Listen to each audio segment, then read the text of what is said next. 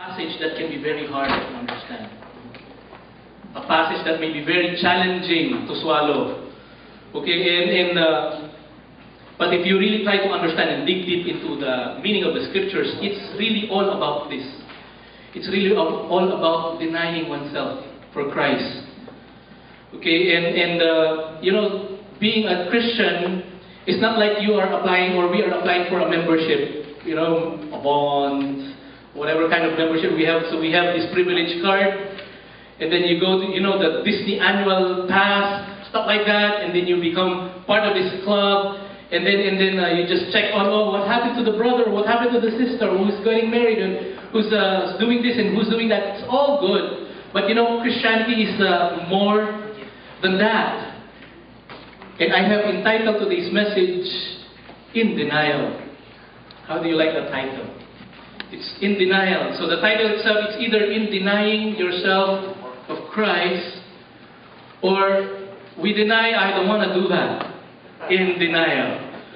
So it's really up to us if we would submit to today's message or not. You know, denying oneself for Christ, it is not something the pastor can do or something that anybody can do for you. Okay?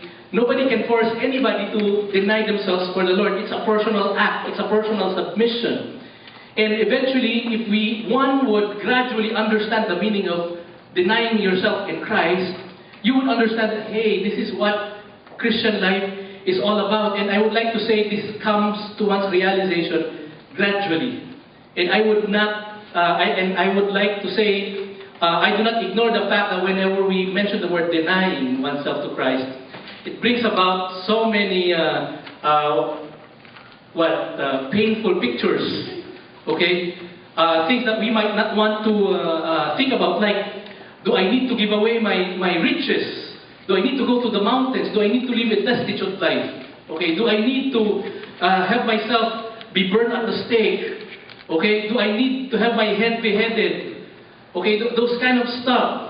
Now, we cannot deny the fact that this has happened to some of the earlier Christians, but I don't want to go to that stretch, because this morning I would like to talk about what does it mean to deny oneself for Christ. What is the foundation? What is the meaning of that? Okay? Now, in verse 34, Jesus Christ calls the crowd. Okay? He calls the crowd and his disciples close to him. Now, if you are seeing this group from afar, you will not be able to tell which one is the crowd and which ones are the disciples. For someone who's looking from afar, they look like people who are seriously following the Lord Jesus Christ. But then the scriptures gives a distinction. Some of them are disciples, some of them are crowds. Verse 34, it reads, Then he called the crowd to him, along with his disciples, and said, Whoever wants to be my disciple must deny themselves and take up their cross and follow me. Okay, now why would Jesus Christ tell this to this group of people who might have been following him since his arrival at that place? Okay. They might have been following him around. They might have been staying with him for 2 days or 3 days.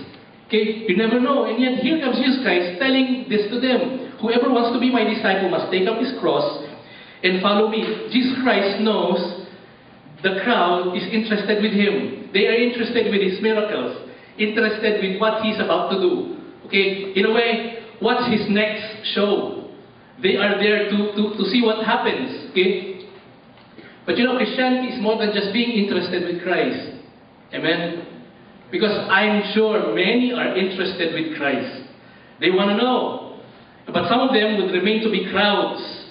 And if this excerpt, okay, this passage has been, there's a parallel verses in Matthew, Mark, and Luke. Now let's look at the same account in Matthew 16, 13 to 17, because in this account, Jesus Christ was in a way engaging his disciples, asking his disciples what the crowd thinks about him. And this was his question. When Jesus came to the region of Caesarea Philippi, he asked his disciples, Who do people say I am? Or who do people say the Son of Man is? Now, of course, he's not asking because he doesn't know the answer. Okay? He's asking them because, in a way, he's kind of training the disciples. He's teaching them to be interested with other people. He was, in a way, endorsing the ministry to them. That ministry is all about not yourself, but others. So, in a way, Jesus Christ is immersing them, touching their heart. This is what ministry is all about. Okay? Verse 14, this was the reply. Some say, John the Baptist. Others say, Elijah. And still others, Jeremiah, or one of the prophets. This was the information that was gathered from this crowd. And based on the information, we can say that they really don't know Christ that much, right? But what do? They drop names. He must be Jeremiah. Or this must be Elijah or John the Baptist. These are religious figures. People associated with the Judaistic religion. Anything that you can drop name of just to make yourself look, what? Religious. Okay? This is the behavior of a crowd. They will drop names. Oh, I know your pastor. Yeah, you go to Baptist? Yeah, I know Baptist. The Bible, I know the Bible. Yeah. Oh, I know that your doctrines about this and that. That's the characteristic of a crowd. Okay? Nobody wants to be left behind with the new information. You know Genesis? I know Habakkuk. You know Revelation? Well, I know Malachi. See, I know those stuff too. I have heard that. Okay? I know Rick Warren. Okay, I know Nelson Searchy, all this stuff, okay? But then again, Jesus Christ asked them, and He was not only aiming to train them, He was also, in a way, making them to do a soul search, to have a personal diagnostic assessment of who they know of Christ, or how deep they know Christ already. Because look at the next question. But what about you, He asked. Who do you say I am? You know, this is a personal question of Jesus Christ to His disciple. And this is the same question that could be asked of any one of us here. Who is Christ to you? What is Jesus Christ to you? What is the Bible all about? What is the message of the Bible to you? What is Jesus Christ? Who is He to you? And then what was the answer of Peter? Peter says, Simon Peter answered, You are the Messiah, the Son of the living God. Okay, you are the Messiah, the Son of the living God. Now, for a Jew who is waiting for a Messiah and a Savior for Israel, okay, this is a very personal answer. Okay? No ordinary Jew would even say that Jesus is the Messiah and the Savior of Israel, even up to now. Okay? And for Peter to be able to make that conclusion, it's because he has this personal acquaintance with Jesus Christ already. It is the result of his love for Christ. Right? This is the result of his constant, intimacy with Him. He was able to say this. His answer is not generic. Okay? Meaning everybody can say this. His answer is personal. It came from the heart. Okay? Nobody coached him. It was an answer given to him by God, placed on his heart. 17, Jesus replied, Blessed are you, Simon, son of Jonah, for this was not revealed to you by flesh and blood, but what? But by my Father in heaven. This is a very theological thing. The reason why you came to know the Lord Jesus Christ and repented of your sin, the reason you were able to do that is because God placed something in your heart. Okay? Maybe that's something that's very hard to crunch right now. The reason in man's mind, we do not have the capacity to think of that idea of the sinfulness of man and the holiness of God and our need for a Savior. Man does not have the capacity to think that way. We don't even have the capacity to feel, I am a sinner. I am deprived of His mercy. Okay? He is holy, I am sinful. We don't have that capacity to think. God has to place that in our hearts. That's why we fall on our knees and say, Lord, I'm a sinner. Okay? It's all God's. And that's the difference between a crowd and a disciple. The crowd doesn't have the conviction. The disciple has, okay? Because for the crowd, Jesus Christ is just the new talk of town. He's the superstar. He's the famous one. He's the miracle worker. But for the disciple, who is he? He is what? The Messiah. See, it's so personal to them. Every Thursday, every Thursday of, not every Thursday, every third week of every third Thursday of the month, Southern Baptist pastors, we meet, and I join them. And last Thursday, we talked about this circle that could be a good guide for our evangelistic campaign. Okay. On one of the Sundays, I'm going to be talking about this, and the circle looks like this. Okay. Can we show it? Yeah. Now look at that. On the outskirts, you have the community, and then inside, you have the crowd. Okay? And then congregation, and then the committed, and then the poor. Okay? I believe you know how this one works. Okay? The community is the people who are not, people who are outside the church. People who have not known Christ. People who have not heard of Christ. Oh, they know about the Bible, but their attention is where? Out there in the world. Okay? That's the community. Okay? The purpose of Christian is to convert this community into a crowd. Okay? And the only way to do that, and our way to do that, is to get their attention. So once the community has their attention now focused on our message, they become a crowd. Okay? Sometimes, you know, we have a tendency to invite other Christians to join our church. There's nothing wrong with that. I would want that to happen here. But we need to focus, our focus is on the community. Okay, the community. And once their attention is there, they become a crowd. We now have an audience. This is where evangelism and our worship plays a part. Now, the purpose for the crowd is to put them in. Make them congregation and make them to be committed, make them, in other words, to share the gospel to them. And one of these days, the crowd needs to know the truth. Amen? Like one time you were a crowd, but one day you realized the truth. And Jesus Christ is all about the truth. No more spectacular things. And here is Jesus Christ talking about the truth. And He tells them of being a disciple, and it involves what? Denying oneself to Christ. Okay? That's the hard truth. And we know that this crowd did not like what they heard. Many of them went away. Right? They scampered away. They didn't like what they see. They didn't like what they heard. And somebody says, they went away not because they do not understand. They went away, perhaps they do understand. They're just not ready to commit. And that's what crowds do. They do not commit to anything. That's a crowd when it comes to something that's tough and something that's personal. Okay?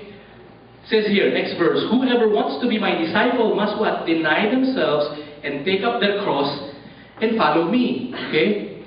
Whoever wants to be my disciple must deny themselves, okay, and take up their cross and follow me. The cross is a picture of death, brothers and sisters. In other words, anything that is flesh dictates us, which is against the growth of our spiritual life, we have to put it aside, okay? We do not allow the desires of the flesh to overpower us. It means not only knowing what is right and wrong, but it means doing what is right over, okay, doing what is wrong. Because many times we know what is right, but we choose to do what?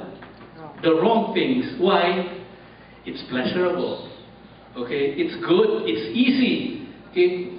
Verse 35, for whoever wants to save their life will lose it, but whoever loses their life for me and for the gospel will save it. What good is it for someone to gain the whole world, yet forfeit their soul? This is a very great paradox.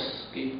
A great paradox between saving and losing, protecting and destroying, taking and giving, holding on and letting go. Okay? Talking about saving your soul, when we put our life to saving our soul, gaining favor to the world, the tendency is we would end up not having eternal life. Okay? Pastor, it sounds so hard. So you mean I have to die for the Lord? Okay? We heard about suicide bombers who died for their ideology, right? Somebody who attacked the 9/11, 9/11 because of their radical beliefs. Okay? Living for Jesus has nothing to do with intentionally killing yourself. Okay? Living for Jesus is an intelligent and sound understanding of what it means to be a disciple. Okay, there's a sound and intelligent understanding. Okay? And it also comes to the point of understanding that we may have to die for our faith later on. We are prepared for that. Like some of our parents here, you have kids in the military. They know they're risking their life. Okay? We know that they might end up in the middle of the war. But they didn't go and went to the military because they want to hold the gun or they look good in the uniform. No, that's not the reason. They know that they will die, but they will not be getting the Armalite and and fighting at the enemy. Hey, I'm a soldier, I'm ready to die. That's not it. Okay? But understanding Christianity is there's an understanding that one of these days we might eventually die for our sin. The difference between a conviction and a belief is this. A conviction or a belief is something that you know. A conviction is something that you know and are willing to die for it. Amen? Something serious, right? Verse 36. What good is it for someone to gain the whole world yet forfeit their soul? The word gain, okay, the word gain there, it means to win. Okay? When you want to win a contest, you will do everything to get the prize, right? Okay? How many of you have joined the contest? There are certain things that are prohibited to be done because it would or lessen your chances of winning. Okay, what does it mean first? Pastor, what do you mean by the world? We have the desire to be rich, to be famous, to have everything in the world, okay, that kind of stuff. The problem with this is this. We have the tendency to dismiss anything that would go against our desire to win the world. Brothers and sisters, the Lord, His Word, can be sometimes against, gaining to the world in the extreme sense. Extreme individualism that is of the world. You know what that is? You plug into your earphone and you don't have a care in all the world. As long as I am happy. I shut out everybody around me. That's extreme individualism. And many of us can be caught in that, in that culture. Okay? That can be against growing in the Lord. Okay? Now, I do not say that despising wealth is bad, but if doing that pushes you away from growing, then that's something that we need to think about. In other words, we have to make choices in our life. Okay? Someone who is ready to deny themselves, number one, values his soul. Okay? He values his soul. Okay? A person who chooses Christ will make tough decisions in life. And some of these decisions might not be pleasurable. They could be very painful. Let me tell you a story of a friend of mine. He's a very unusual story. This friend of mine is a musician. He's a good singer, guitarist, pianist. And he lived during the days in the 70s wherein when you got a deal in a band, that's something special. Okay?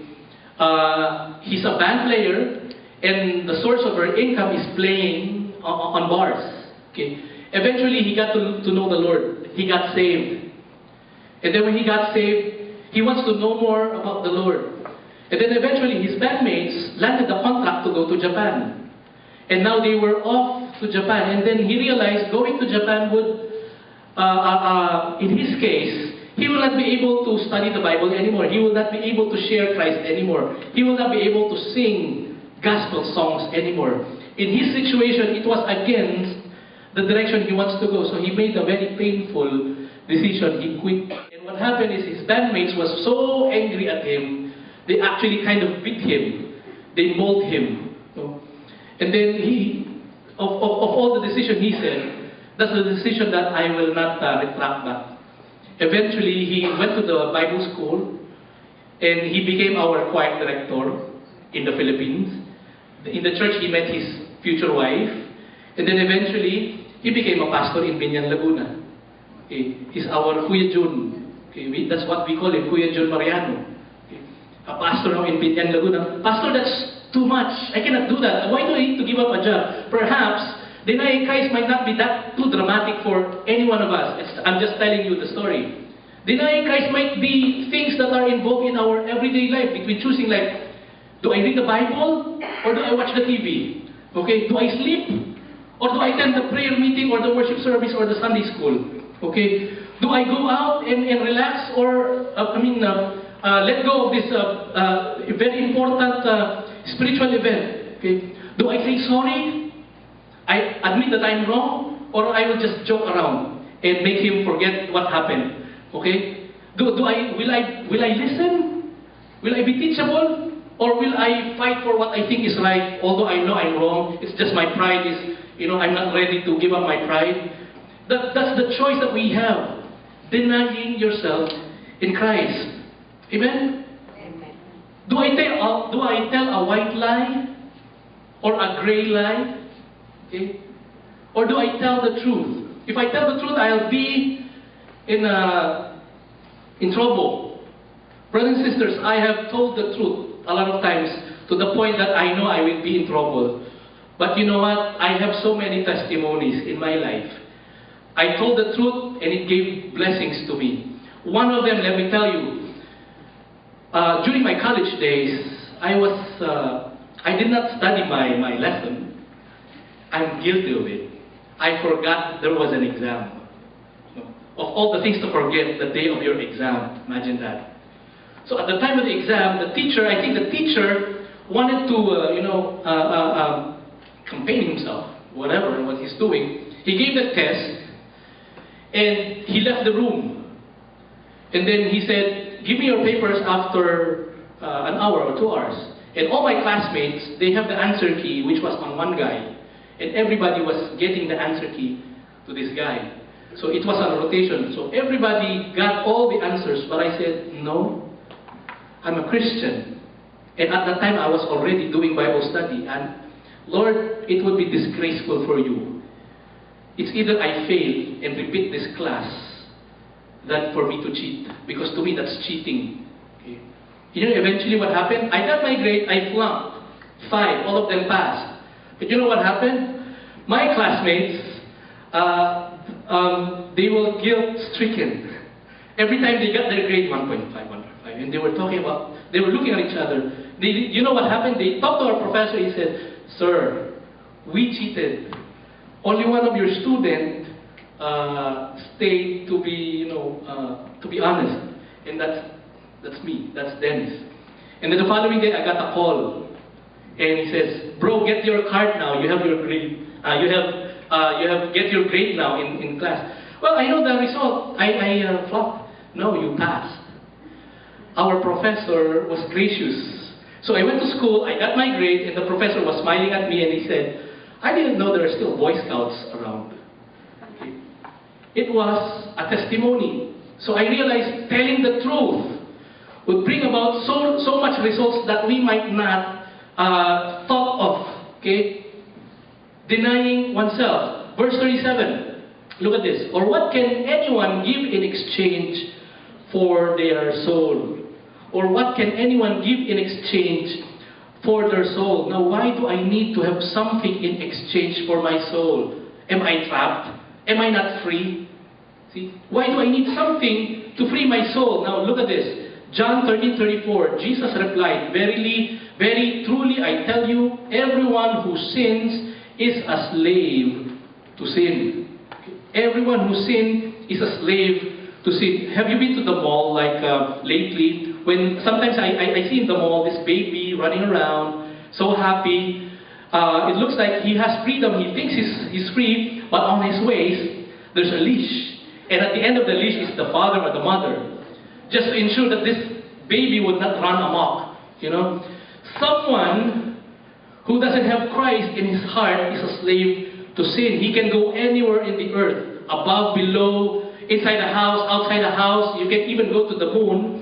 But if you die without Christ in your heart, the devil will one day pull that leash. And you will not be able to move a muscle. You cannot decide, "I don't want to be with you." Well, you are mine. Because of that sin. And many people would want to get out of that hold. What do? Religion, good works, devotion, charity, what else? Going to the church, listening to Rick Warren, stuff like that, or reading the Bible, are all superficial things, trying to get away from the whole. But nobody can buy us out of that situation. In church history, there's thing that happened in the Reformation period. A Dominican monk by the name of Tetzel, they wanted to construct this building. So they thought of a way to gather money, and they said, we will sell indulgence.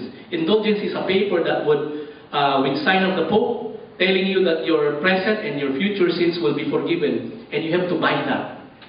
And they said, Tetzel says, if you drop a coin, you will get this indulgence, and the sound of the coin would an indication that a soul in purgatory would be flying out of purgatory, going to heaven. Okay? Of course, Martin Luther later on attacked that belief.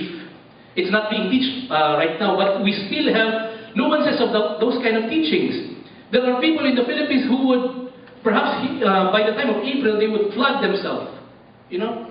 Self-flagellation, thinking that they would earn heaven. Okay? There's even that ayuno. You know what ayuno is? I don't know how to translate that in English. Okay, ayuno is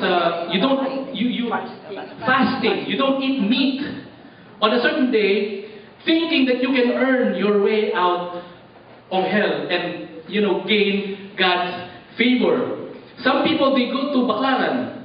They would kneel from the far stretch of the church, going forward, thinking that they can earn merits, going to heaven. But look at this, Psalm 49, 7 to 9 says here, no one can redeem the life of another or give to God a ransom for them. Okay? Psalm 49, okay, verse 8. The ransom for a life is costly, no payment is ever enough, so that they should live on forever and not see decay. And who paid for our sins? Jesus Christ. Nobody on earth can do what He did. Some people might want to replicate it, but they cannot. Only Jesus Christ can do that. And anyone who has accepted the Lord Jesus Christ, he has his sin paid for. Now, what's the catch? Some of us may be quick to claim this. Yes, I have accepted Him, without truly understanding the sacrifice of the Father. Okay? Because it's free, it may be free to us, but it's costly for the Father. Okay? It might be easy for us, but it was hard for the Father. Okay? No price tag for us, but it was expensive for Him. I recently seen a short film of a dad. I'm not quite sure if it's true or not. But in this film, this loving father has a loving son. And he has a work as a bridge operator. Okay? I don't know if you have heard the story before. He's a bridge operator. He pushes, he makes the bridge go down so that the train can pass through, and then lift it up so that the boat can go underneath. Then one day, he brought his young son, he's still young, around 9 or 10, to work. He didn't realize that his son played around, and the son went to the bridge. And in the bridge where this gigantic, hinges, there are some open areas there, in between the hinges, that could really fit a boy. So the boy went inside and played. And then, after a few minutes, the father began to hear the train coming. It means he has to lower the bridge. But then he cannot find his son. And he was looking around, he cannot find him, it wasn't beside him. And it was too late for him to find out that the son was in the bridge. Now he had to make a decision of not lowering the bridge and letting the innocent passengers fall off the bridge and die, or sacrificing his son. And you know what he chose? He chose to sacrifice his son. The bridge got lowered, the son was dead. And in that short film, the people were looking at the father. He was crying, he was wailing. They didn't know what happened to him. They didn't know the sacrifice that he took. And sometimes we are too quick about that. We do not know the value of the soul.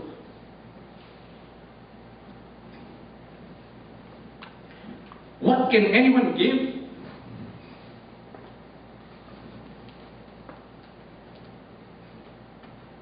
In exchange for our soul. To my second point, someone who will deny themselves for Christ is someone who understands the cost of his soul. In other words, if you claim that you're saved, it costs a lot. It costs a lot. Okay? Verse 38. If anyone is ashamed of me and my words in this adulterous and sinful generation, the Son of Man will be ashamed of them when he comes in his Father's glory with the holy angels. You know, when somebody is ashamed of Christ, you can tell. This is someone who might not have a personal relationship with Christ. Okay? I've seen a lot of people, including me, when I meet somebody and he's a long-lost friend, okay, I'm excited. Hey, come here, you know, it's good. I post in Facebook, hey, we met this guy. After so many years, we met him. These are people who are not ashamed to tell the world, this is my buddy. Okay? So what does it tell us if we are ashamed of Christ? Okay? Because a stranger will never make a stand for the Lord he doesn't have a relationship with. You know? Someone who will deny his soul is someone who is not ashamed to be identified with Christ. Someone who is not ashamed to be identified in Christ. This is a test of true love. Okay? The verse says, in this adulterous and sinful generation. If there is something that we can describe our situation right now, it's this. Adulterous and sinful generation. Okay? And it is so very hard for us to stand up for Christ anymore. You know why? Because it's not cool. Okay? It's not cool to be a Christian. So I'd rather be a secret Christian than lose my, you know, my spot in my peers. Okay? Than you know, being a Christian in the open. Okay? It's better not to be known. Okay? The problem with us sometimes is we want to make Christianity a medal or a jewelry. We just put it on if it would make us look good. Okay? But Christianity is about denying Christ. Now look at this other phrase. No? When he comes in his Father's glory with the holy angels. When he comes in his Father's glory with the holy angels. It so happened this is the perfect time where Christ would actually make a distinction on who is his and who is not his. And this could be a good time for us to want to be associated with him. Right? Jesus Christ will come with pomp. He will come with majesty, with glory. Okay? And if we know that we have not been ashamed with him, we will be welcoming him. We will be happy to see him in the clouds. Why? Because I stood for that guy, for Jesus Christ. So what kind of feeling will we feel if we see God, Christ in his glory, and we know we have been ashamed of him? Okay? That light would be very blinding to us. And let me end this message with the following application. Number one, consider what uses up your energy. Okay? Consider what uses up your energy. Don't use it all to pursue the issues and wiles of this world. If being busy is enough reason for the devil to keep you from going to church, or to keep you from reading the Bible, or to keep you from praying, or to keep you from attending to an important spiritual event, then let's check our heart and pause and ask ourselves, what is my purpose in life? Okay, what is my goal? Am I living for God? Am I living? Am I aiming for an easy, comfortable life? Okay. So consider what uses up your energy. Number two, pray for your spiritual growth. Pray for your spiritual growth. Brothers and sisters, there's nothing wrong with praying for your health. I would want every one of us to pray for good health. Me too. Include me in your prayers right now for good health. Okay? But if we think that our ultimate goal in life is to simply stay healthy, then we do not understand what Christ has done for us. He died on the cross, what? To save the soul. Amen? Not to save this earthly body. Although in the future, God will give us a glorified body. But not to save this earthly body. You know why? Because this body will have wrinkles. Okay? It will die. It will contract disease. I mean, we always look at the photograph 10, 20 years ago and we wish, how I wish I would still look like that. Okay? And we hold our hairs. No more hairs now. Okay? At least there's still some standing up. Oh, they used to be black. Now they're technicolor. Okay? That's the body. So pray for our spiritual soul. Okay? The issue is the soul. If we have not accepted Christ yet as our personal Lord and Savior, then we have to. Okay? Now, if you have accepted the Lord Jesus Christ already and you know your soul belongs to the Lord, then feed it. Grow in the Lord. Okay? It's like having two dogs. One bad, one good. You will feed the one that you love. If you love the bad dog, you will starve the good dog. Amen? But if you love the good dog, you would starve the old one. So which one do we love? Okay? Amen? And lastly, let's review the circle. Okay, let's review the circle. Can we put, yeah, thank you. Alright. If you consider yourself a congregation in this spot here, there's a square there. If you consider yourself a congregation, or the committed one, or the core one, who knows Christ already, okay, then let's stop acting like a crowd. Amen? Because you know why? The crowd does not commit to anything. It comes only for entertainment, for show, for famous for personality, or for good times. And when these are gone, so are they. Amen? So what are we? Are we a crowd? Or are we part of that circle there? And I'm aiming for that one in the circle, being a core.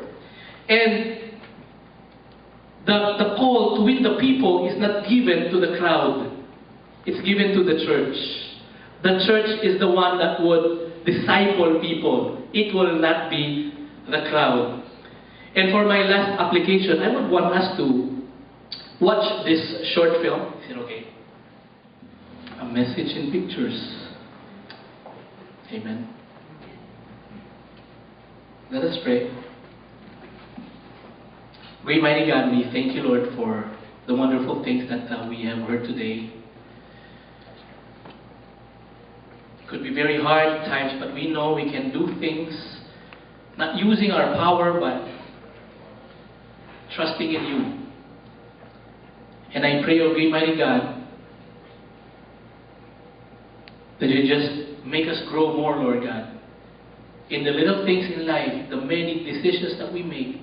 Help us, Lord, to know the value of denying ourselves on an everyday basis, Lord God, carrying our cross. For we know we have been called to this. And at the end of all this, Lord God, we will be rejoicing with you, who comes in great splendor. While eyes are closed, heads are bowed. Heads are bowed, eyes are closed. I'd like to ask you to just do a soul search. If there's anything in your heart that you think is hindering you from growing more in the Lord, I pray that you surrender that to Him. If the little things in this world is enough to not make us do some sacrifice for the Lord, like, simple things like reading the Bible, praying, or being a witness, thinking that, hey, I am afraid, I don't want to embarrass myself. But then we forget what the Lord Jesus Christ has done for us. And I pray, you surrender that to the Lord. You give that to Him. Make a commitment. Don't make a commitment to an institution, to a person, but make a commitment to the Lord.